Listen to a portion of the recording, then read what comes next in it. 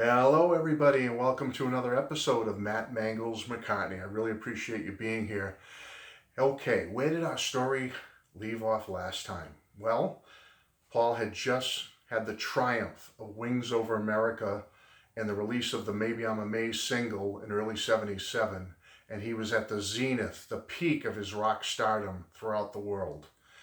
At that time, I was finishing up my sophomore year in high school, and I would be turning 16 the summer of 1977. And as we came into the summer of that year, I was sensing changes happening. I mean, certainly in my own personal life, changes were happening. I was about to enter my junior year of high school, turning 16 years old. Jimmy and Joe had left the band. We got wind of that they were not going to be no longer members of Wings. That was kind of a bummer. I really thought that was a fantastic lineup. But then as we came into the fall of '77, coming into the beginning of my junior year, we got wind of a new Paul McCartney single coming out. Sure enough, it was November 11th, 1977, that the Girls' School and Mull of Kintyre single was released. Now, I'm coming from an American standpoint here. Mull of Kintyre was kind of put on the back burner here in the United States. I don't know if it was even played that much. I don't remember hearing it on the radio at all. But I know in the rest of the world it was a #1 smash hit all over in the UK and everywhere. It seemed to be like one of Paul's biggest singles of all time. Not so in America. I remember buying the single. Our A-side was called Girls' School. Who remembers that song? Now, when I got Girls' School, folks, I was in seventh heaven. I mean, look back on the year previous. With the success of Wings Over America, Paul was rocking out at his hardest on that album. And here we finally have a brand new single, brand new song from Paul and Wings. And what is it? An all-out rock and roll tune. I couldn't have been happier. I mean, I thought that was going to be the vision of the future. I said, I can't wait till his new album comes out. It's going to be a rocker. It's just going to be unbelievable. Oh, this song is so great. Now, Girls' School did okay in the United States. I think it made like top 40, like number 33 or something like that. And Mull of Kintyre, like I said, I don't even think was really played. So, that end of '77, I was pumped up. I said, Paul's rocking. He's on fire. And I just was so in anticipation of what was to come. Well, again, it wasn't disappointment, but in early of 1978, again, I'm coming into the second half of my junior year now in high school, the single With a Little Luck came out. #1, went to #1. Now, I was a little like, curious about it because I'm hearing Girls' School and thinking that's what the direction Paul's going in. When I heard With a Little Luck, I was a little bit taken aback, like, ooh, that seems a little mellow, but don't get me wrong, I love the song. I thought it was a great song, and knowing that it was coming from the new album, I had high hopes for the new album. Anyway, that was like mid-March or so, With a Little Luck came out. Again, big, big, big hit. So, all of a sudden, I'm thinking, what's the new album going to be? Well, we found out on March 31st, 1978, London Town was released. Here's the front. Here's the back. Now,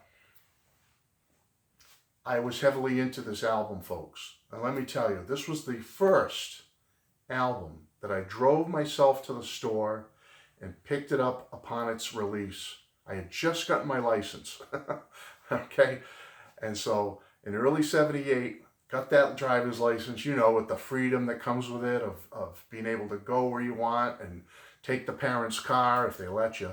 Anyway, but this album brings back that memory for me that this was the first Beatles-related album where I got in the car myself, drove my butt to the store, and picked it up like within a day or so of release. I don't know back then how accurate we were as people without the internet to know when exactly it was coming out, but I got it like within days. I had this album, and I was heavily into this album, folks.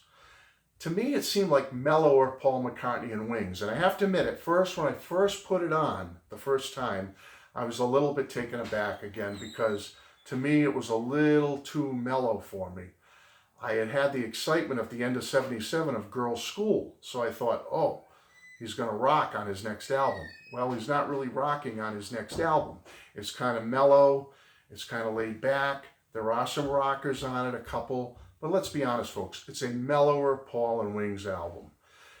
At that time, you know, when I'm coming into 78, around the time this album came out, I was into some pretty good rock and roll then. I was into Cheap Trick, Ramones, Boston, the Kinks, you know. So this was a little bit of a kind of a quieter album for me. At least that's my remembrance of it when I was that 16-year-old kid. I was expecting a Girls' School type LP, and I didn't get that. Okay, I got a mellower album. Now, it is an album that grew on me relatively fast, though. I played this album over and over and over again, similar to what I did with Wings Over America with my two younger brothers in the next door room.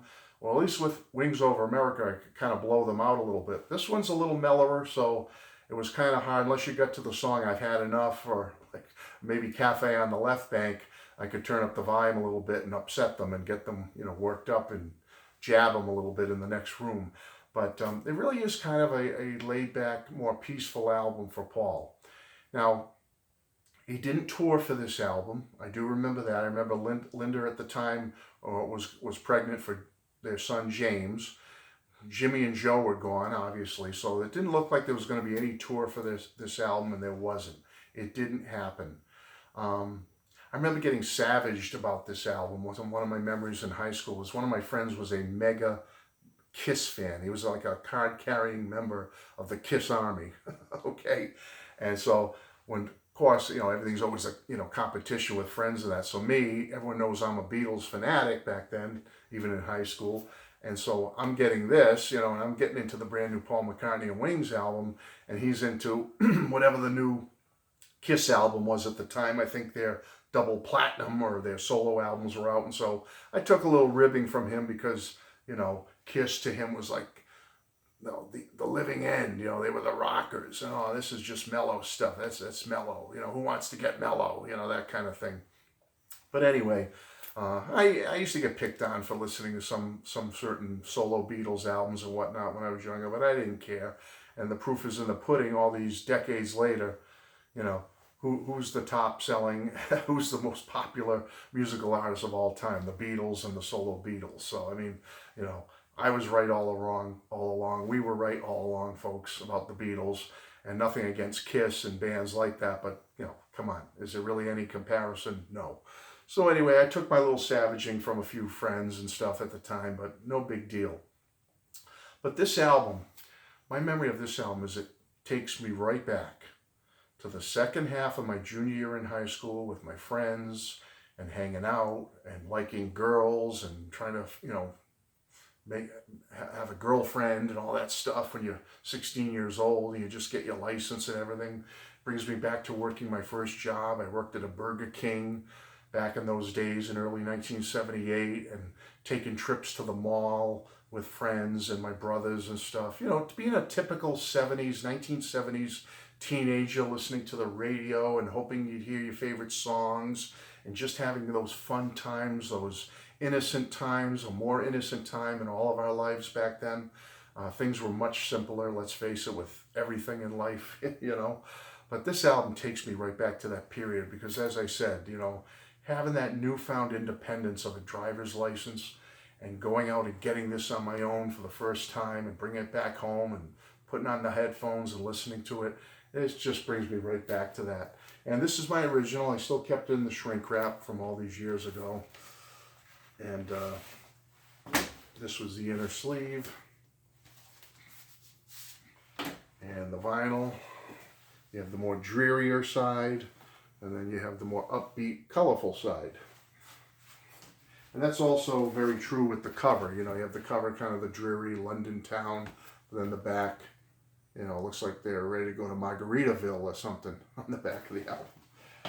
And you did, my poster's a little beat up, as you can see. I had it hanging on the wall back in 1978. But you got a nice little poster with the album, which I thought was a very nice touch of Paul to do that. And I'll try to show you that right now. How's that? So you have the inside of the poster here. And then, of course, the side I had hanging in my room was this. That was the side of the poster I had up. And as I say, you know, you can see it. It's showing the wear and tear of years of hanging on my wall. So anyway, I'll fold that up later. But that's pretty much it for my Remembrances of London Town, folks. A great album, an album I love very much at this point. Like I said, there was that initial disappointment of it not being the rocker I thought it was going to be after hearing Girls' School. But I have grown to love this album, and I really look forward to when it gets a deluxe archive release from Paul. I really think that's going to be an outstanding set. And that's pretty much it. So let me hear some of your memories about London Town and what you think of it.